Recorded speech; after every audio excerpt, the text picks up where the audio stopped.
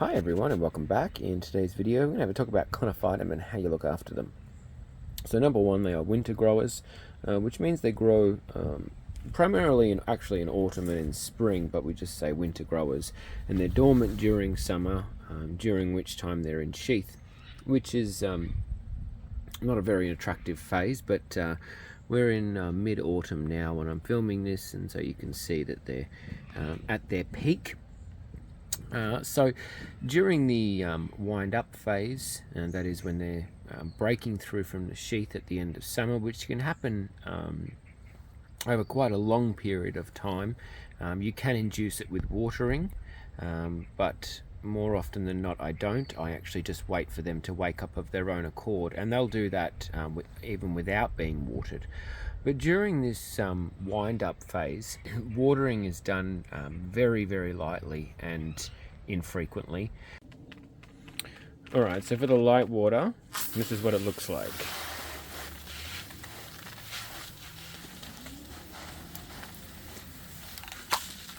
That's it.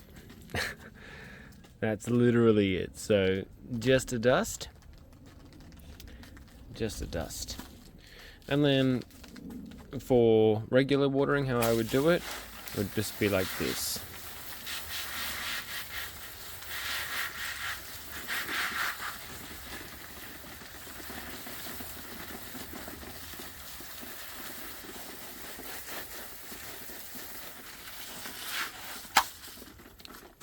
Done. Quick and easy, huh? Yeah, around every anywhere from 7 to 14 days, just depending, but usually around 10 days is where I fall. We're in prime growth phase now, and what's actually happening during this time is that the plant is packing on size and drawing up nutrients and water with the new head forming inside. So during this time you want to be quite generous with the watering, maybe every 5 to 7 days. You can go more frequently, but you would just decrease the volume of water. So you could go every 3 to 5 days if you chose to, but you would be watering exceptionally lightly. But if you don't have time to manage such a rigorous watering regime, because if you're going to go light and frequent, you need to be fairly consistent to have good results, around every 7 to 10 days is what you would need to do. I very rarely completely soak the pot.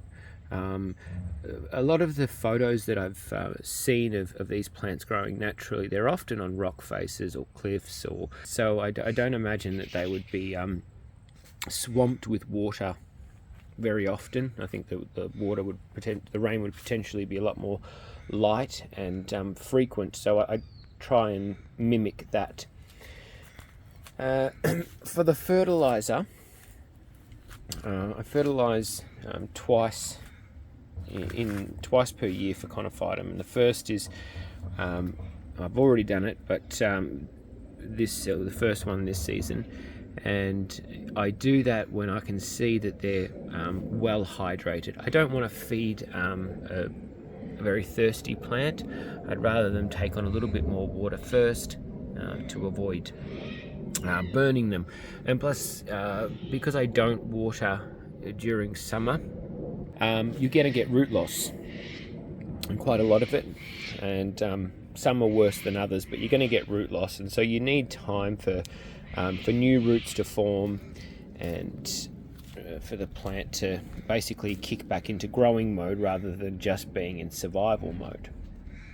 So that's the watering and fertilizer during these sort of peak times, which is autumn, and then we'll get another little flush of growth in spring, early spring, when we sort of start to warm up a little bit, but it's still cold, at least in Victoria. You need to adjust that for your own climate. In the dead of winter, I don't find that they grow very much. It's very slow, and so I actually reduce the watering during the dead of winter, if you will. With regards to pests and diseases, I find that they are largely unaffected by anything. So I don't treat Conophytum with anything. No pesticides, no preventatives, nothing at all. I don't find that they need it, and I'm not going to treat something if they're not showing any one, infection, or two, susceptibilities. So I don't see the point in dousing them in chemicals if they're doing fine all on their own. Light levels. You can grow them pretty broadly. So the section that we're looking at now is in quite a bright area. At the time it's 50% beige, and then I put up another 50% layer in at the peak of summer just to shield them. I've got lithops growing on the other side, so lithops and Conophytum share the same space. So I think strong light is better. Can you burn them with too much light? Yes, absolutely. And we'll put it down and I'll show you some. I've actually moved them to heavy shade because they were looking really gross, but I'll show you what happens. So these ones are living down here at the moment. This is a sort of like a recovery area. A lot of people look at me putting plants on the floor and go, oh no, they're on the ground, but that's where they normally live anyways, so not a bad thing. But have a look here. This is some bruising, which you can see, so too much sun. And there's another one. These have been recovering for a couple of weeks now, so they look much better. And then also these green ones, they were much more yellow, so really they just didn't look good. You could just tell something wasn't right. But I had them in a much more exposed area. I just basically wanted to see what they would do in really strong light.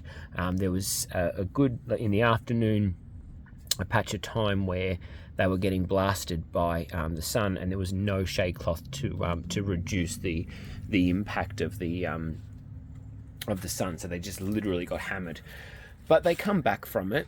If you grow them in heavy shade, which I should have stayed down there. If you grow them in heavy shade, what ends up happening is that they get really big and juicy and quite pretty, but I don't really like growing plants like this, especially these plants with strong adaptations to extreme conditions. I think that I tend to grow them a little bit more reserved, and these plants will be more susceptible to a whole bunch of things, getting sunburnt, potentially pests and diseases, yada yada yada. So no, I don't. I wouldn't recommend growing them like that. That being said, they've got a pretty good range. So perhaps start in softer light, and then work your way up until you find the point that you're happy with. You can tinker with these succulent plants, and the conditions. You can sort of manipulate how they look through conditions.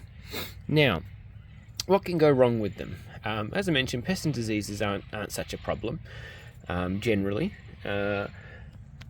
but they can rot. This one here is rotted. That is very rare, very rare. So not sure what happened there, but that one's gone. The other thing that can happen is if you overwater, is they split like that. Splitting is not the end of the world by any stretch.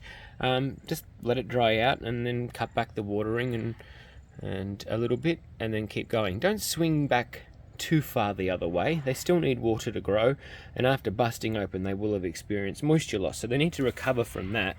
But just pull it back a little bit, that's all. So splitting is a problem. Rotting if you're not using the right substrate mix. What substrate mix to use? So most of mine are in very high pumice mix, and that's a fine grade pumice, so it's 1 to 7 mil grade. But I can't get pumice anymore, so once these outgrow this, they'll go into my normal mix, which is here. So this mix, as you can see, is much coarser. It is scorier there's a little bit of pumice in there, but there's scoria, perlite, a little bit of potting mix, a little bit of coconut husk, and just some random mixed gravels that I have. So it could be some quartz in there, bluestone chips, but it's a very open mix, this one. I probably wouldn't recommend the fine mix, because if you don't have experience in using them, they're not the easiest. So somewhere in between this grade and this grade is probably going to be one of the easier substrates to manage. So just make sure that it is nice and open, free draining. I advocate for a high mineral mix pretty much always, because I find it much easier to manage. So that's your substrate, just high mineral mix, which basically means a lot of gravel. And so that's pretty much your care. So I would say moderate light, light but frequent watering, and a high mineral mix that is somewhat coarse in nature, not over the top, but make sure it can breathe. If the particle sizes are too similar, the mix won't breathe. So try and get some variation, like here, because this is what I use for pretty much everything. I'll make some changes here and there, but they're doing very well so far. These are only small because they've come out of here and gone into here. They flower as well. Flowers are small, as you might imagine, but some of them smell absolutely delicious, like gardenia, rose, general sort of sweet smell, general floral smell, but not all of them. It's usually this type that smell, with the little fine flowers. But yeah, so that's kind of fun, quick crash course. And overall, I don't think they're difficult plants to grow. They're very difficult to grow from seed, but once you're at this point, these are a couple of years old now, they're pretty easy and they're pretty forgiving. So splitting does not equal death. Not often affected by pests and diseases, and pretty tolerant of being overwatered. They usually just split. That rotten one, that's the first rotten one I've had in, I don't know. It does not happen often, not at all. But that's Conophytum. Alright everyone, thanks for watching, and as always, happy gardening. Bye.